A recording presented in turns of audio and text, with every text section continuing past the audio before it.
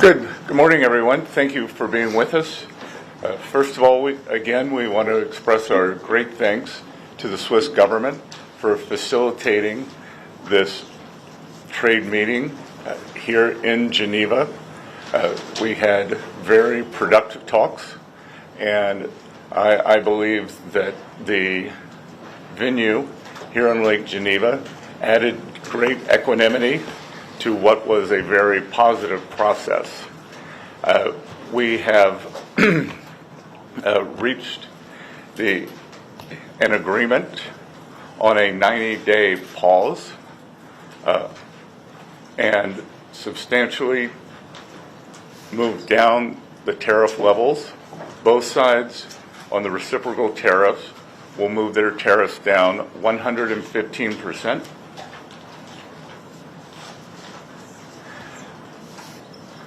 We had very robust discussions. Both sides showed great respect.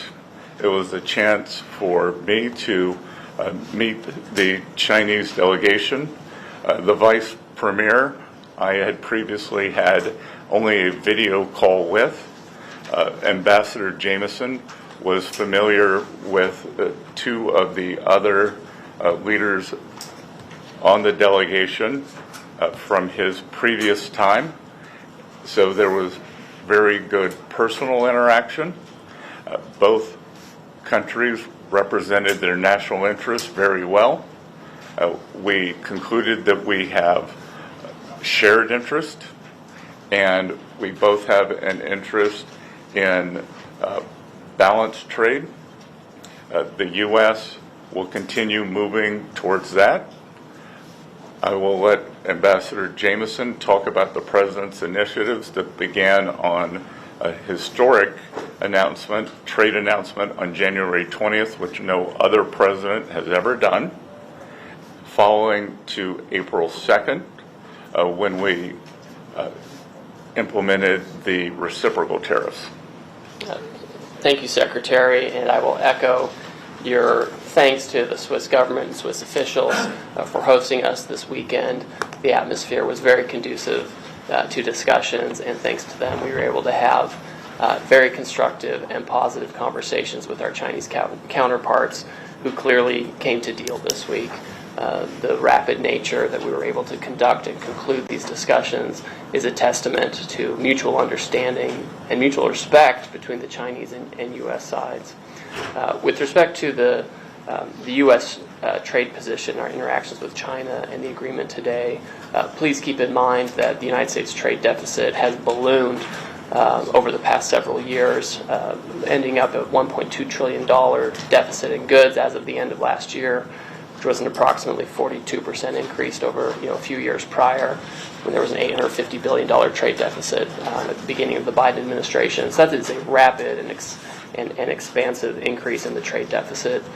And our view is that this is driven in large part by non-reciprocal trade, among other things, and the result has been offshoring of manufacturing and other negative impacts on the U.S. economy.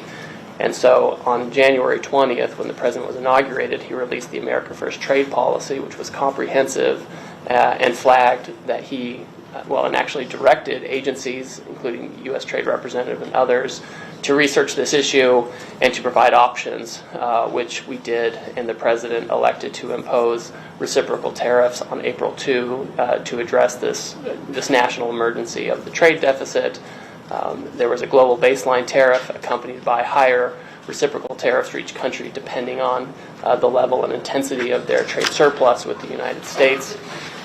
In all of this, China was assigned a reciprocal tariff rate of 34%. China was the only country that chose to implement retaliation against the United States for this reciprocal tariff. All other countries withheld and decided that they wanted to negotiate with the United States or simply not retaliate. And so we've been in detailed discussions with other countries for several weeks at this point. China, as you know, retaliated not only with tariffs but with disproportionate and asymmetrical non-tariff measures in order to maintain the effectiveness of the reciprocal tariff measures. The President increased our tariff rates to offset Chinese retaliation, And as you know, this escalated to a point where both sides had added 125% tariffs, and with the Chinese side, additional non-tariff measures, amounting to an embargo in some senses on trade, an effective embargo, which of course was not a sustainable practice for either side. And so today, with this agreement, we come to agreement that our reciprocal tariff rate will go down to 10% on the United States side, so it goes down 115%. We enter into a 90-day pause period for negotiations, which both the Chinese and the United States are very committed to. And the Chinese on their side also go down 115% to 10%, and they remove the countermeasures that they have in place. To be very clear, other measures that the United States has put in place in the past, whether it's tariff measures from 2018 or since, tariffs under other statutory authorities, tariffs related to fentanyl, those remain unchanged for now to the side. I'll just make one point, is that both the Chinese and the United States agreed to work constructively together on fentanyl, and there's a positive path forward there as well. Okay, great. So let's start with some questions. Well, just if I may make a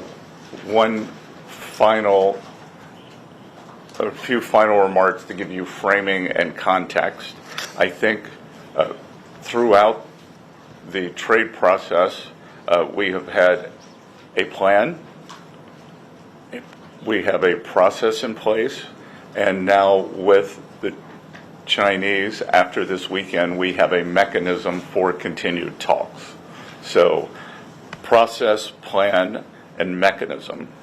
I would say one of the big takeaways from this weekend, the United States will continue a strategic rebalancing in many areas that were exposed as supply chain weaknesses during COVID, whether it's medicines, whether it's semiconductors, steel, we've identified 5 or 6 strategic industries and supply chain vulnerabilities, and we will continue moving toward U.S. independence or reliable supplies from allies on those.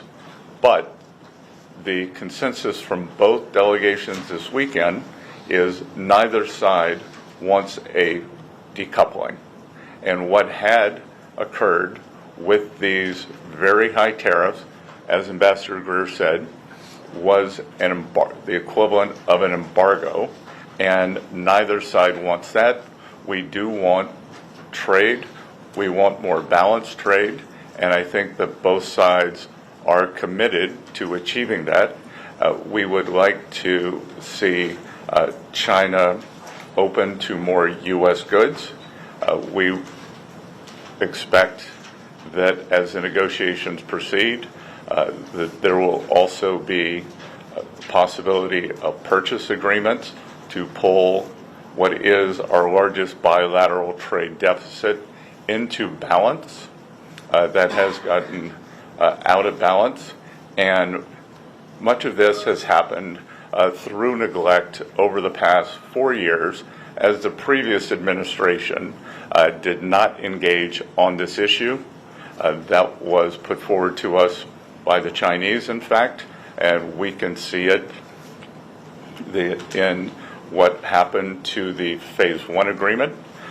We are only looking forward, and we look forward to very good discussions now that we have the mechanism created in Geneva this weekend for talks. Great. And with that, let's kick off questions. I'll start in the front row. Jenny, Leonard, Bloomberg. Thank you so much. Going into these talks, the president posted on Truth Social that he believes an 80% tariff on China seems right. It obviously went down substantially more. How did you end up going to 30%? Was that the president pushing you, or the Chinese not budging before you went down? And then secondly, you have a 90-day pause now, as you have with other countries. What specifically do you want to see in those 90 days? What kind of progress do you want to see in those 90 days and have agreed to by then to not ratchet up the tariffs? Because it is just a pause, right? Yes, so The I'll... tariffs then snap back, basically, if you don't have something agreed upon that is substantive. So the Chinese April 2nd number was 34, continues to be 34%. I'll let Ambassador Greer answer the first question.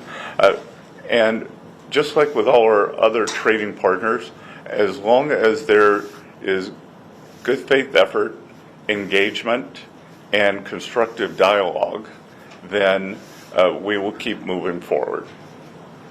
I would just say, Jenny, with respect to, the president's message and ultimate rates, I mean, everything is a negotiation, right? And the president, he gives the Secretary of the Treasury and I and other members of the cabinet direction and advice on how to proceed. And we ended up at a result that is very good for the United States, very good for China as well.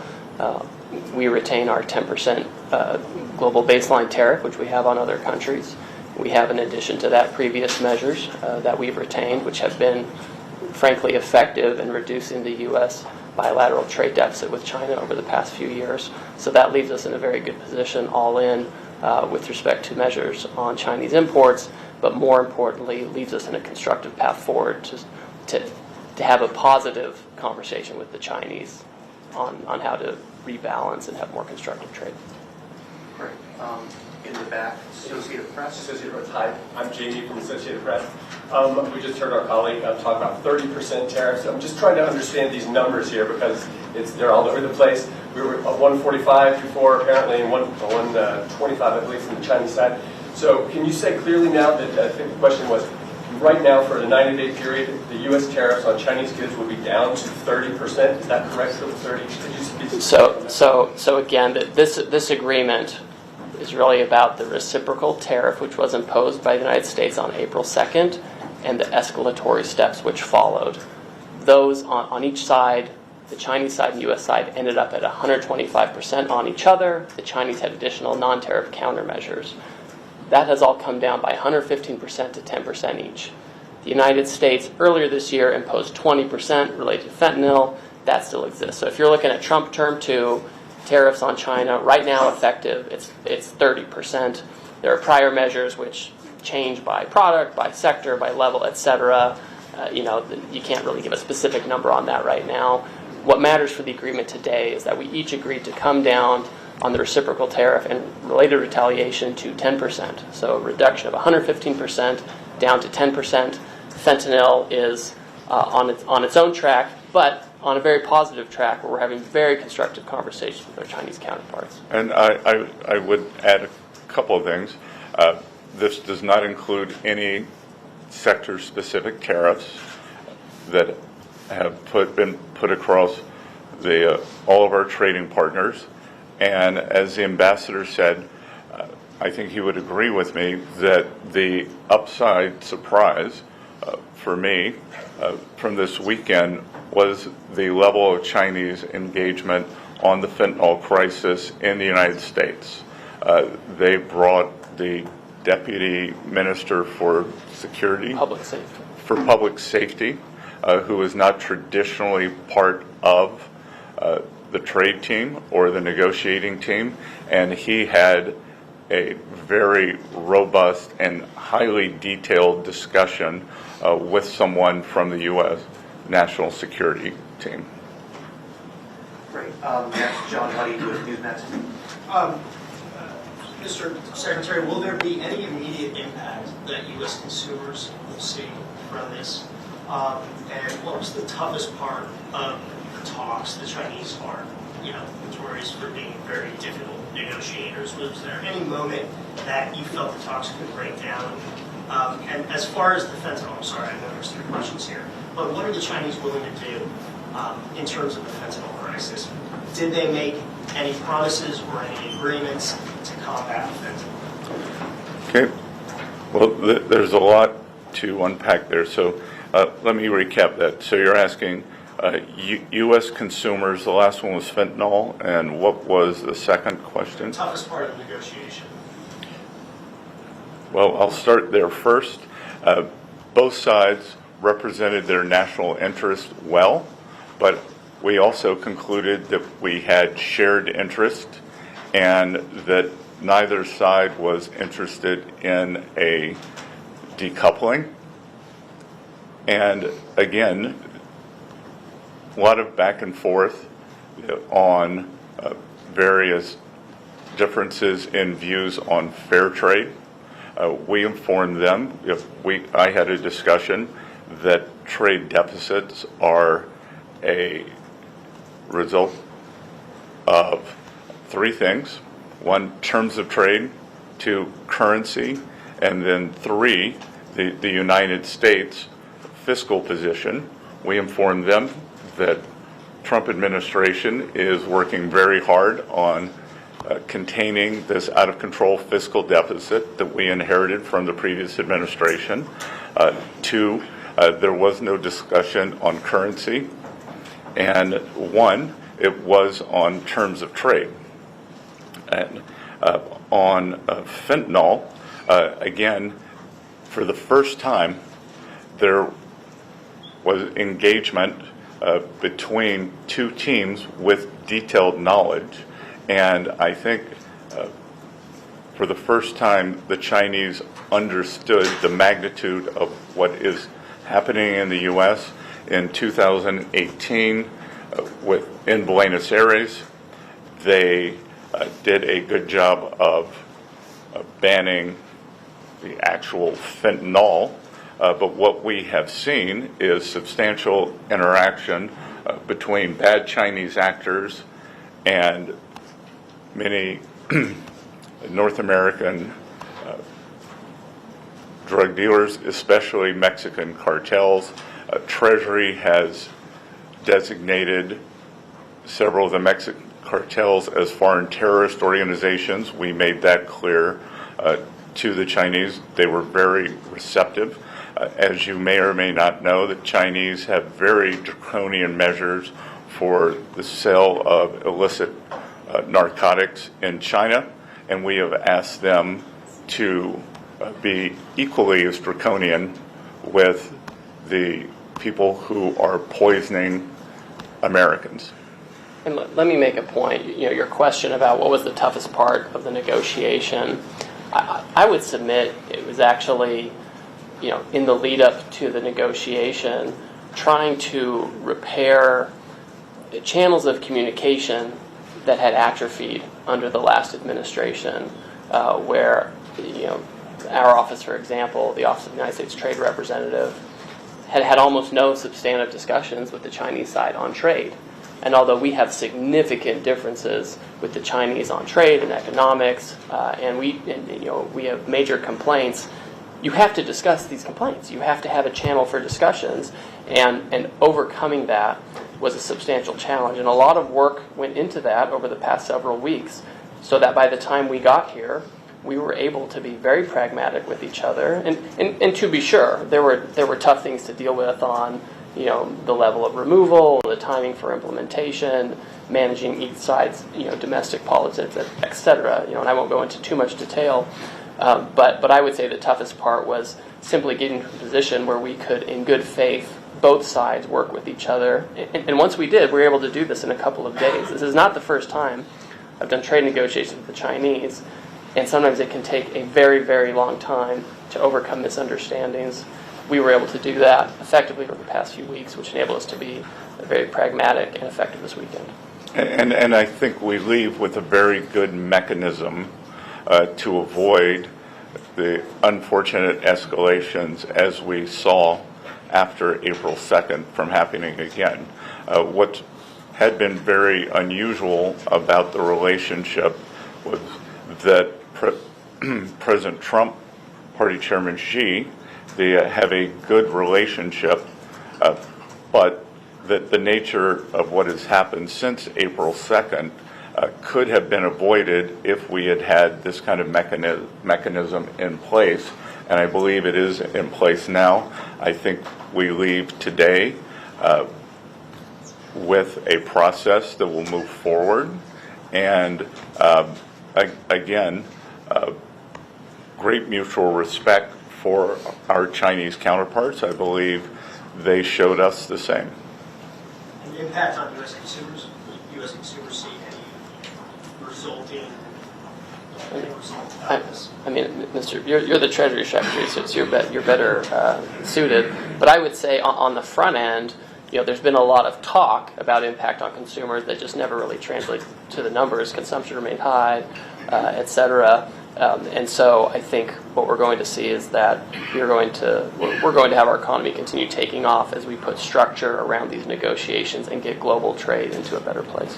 And as I reiterated last week, the Trump economic plan is 3 pieces: trade, tax, and deregulation.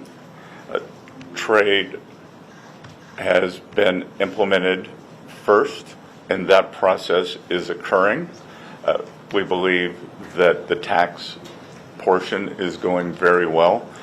Speaker Johnson, Leader Thune, who I am in constant contact with, believe that midsummer that we will pass, as the president likes to call it, his one big beautiful bill, and we believe that that will provide substantial relief for American households. And then deregulation, a hidden and pernicious tax on American households, is regulation. We believe that the last administration added several $1,000s a year to American families' cost, and that we will be not only cutting those rolling that back, but cutting those substantially. Thanks. I think we have time for about maybe 2 or 3 more questions. The most, sorry, ma'am, name and outlook, please. Yeah, it's Imogen Folks, BBC. It's very heartening what you're telling us. I'm wondering whether you think it might have been a better idea to start at this point of negotiation rather than start with a big list of tariffs and all the global turmoil that caused and the fear, frankly, in some countries around the world.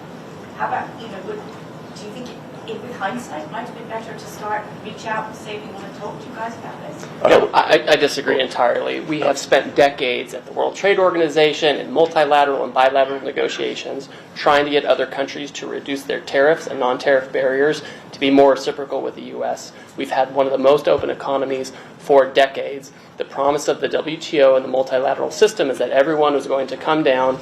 It turns out the U.S. went down significantly.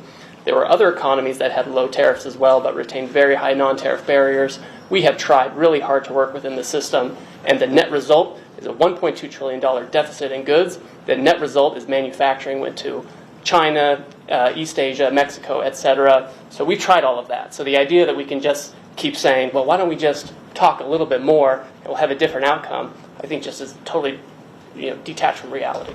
And I would add a couple of things, that as our 18 important trading partners come to us, many with very good deals, as the UK, who skipped to the front of the line as our oldest ally, as Ambassador Greer and I look at their proposals, again, to lower tariffs, to lower the non-tariff trade barriers. Obviously, UK does not have a currency manipulation problem. And the subsidies for labor and industry, we look at these, and I think, how did we get here? How did we get here? And I echo part of what President Trump said, that he doesn't blame the other economies for taking advantage of a fluid, taking advantage of the situation when they were allowed to do it. He blames previous U.S. leaders. So we are just trying to restore a healthy equilibrium. That the U.S. economy has become very unbalanced. On one side, we have a forward-leaning, the deepest and widest financial markets in the world. We have financial innovation. We have the tech sector that is the envy in the world. On the other side, we are a natural resources economy led by energy. So it is a barbell, but in between, precision manufacturing, especially precision manufacturing, has been wiped out. and it is our intent to bring that back. So we want to rebalance, and I think that there is a big opportunity. If I think about this weekend, the Chinese, they have gone the other way. They are unbalanced in terms of overproduction in the manufacturing sector. They have stated, but have not yet rebalanced toward a more consumption-oriented economy. And there is a chance, if we can open up trade to China, have more fair trade toward the U.S., that we could rebalance together. So I reject the notion that business as usual would have worked. Great, and I think this will be our last question as we're just about out of time. Swiss outlet, Urs Gerringer with TVBS Walsh. Yes, I have a question in regard of the setting of these very successful talks as we hear. Switzerland has been in the center for international conferences for many decades. In recent times, we've been under tremendous pressure. The ambassador of Joe Biden to Switzerland called Switzerland the hole in the donut. My question is, how high does your administration value reliable Swiss neutrality for conferences or meetings as we just witnessed this weekend? Well, I won't speak for the previous ambassador. My neighbor in Charleston, South Carolina, is the ambassador under President Trump, Ambassador Ed McMullen, who was highly respected here. He continues to engage with the Swiss American Foundation, and he has led this administration's effort to re-engage with Switzerland after the past 4 years. So we value the relationship. I believe Switzerland is now one of maybe the 6th largest investor in the U.S., which is incredible for an economy with 9 million people. We hope that Switzerland will bring some of its very robust trade training programs to the U.S. as we re-engage the manufacturing sector, because I believe the U.S. has a lot to learn from Switzerland. And again, the UK and Switzerland have moved to the front of the queue for the trade deals, whereas the EU has been much slower. So we value that also. And I would say, with respect to the negotiating dynamics, and this may not seem important to those not involved in this, but the atmospherics provided by the Swiss government were incredibly conducive to the conclusions we had this weekend. They allowed us to use the grounds of the residence of the Swiss ambassador to the United Nations, which had a very intimate internal rooms, and importantly for us, where a lot of the key negotiations happened, were outside under a large, beautiful tree on a set of patio sofas, frankly, where we had the most important discussions on the most challenging issues. And having this setting, as opposed to, no offense to the Intercontinental, which has been great, as opposed to a sterile hotel conference situation or conference rooms, I think let us develop a personal relationship with our counterparts and lead to the successful conclusion we had. Great. Thank you so much, everyone. I think that's it for us in time today. Thank you so much for coming out. And Thank you.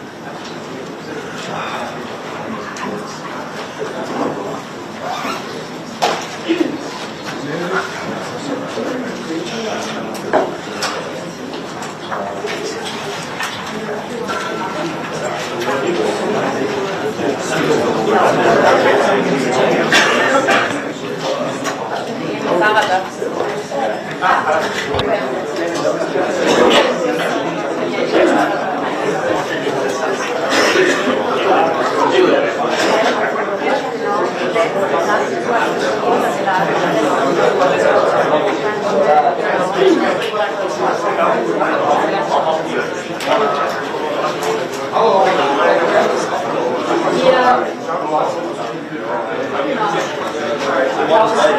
Side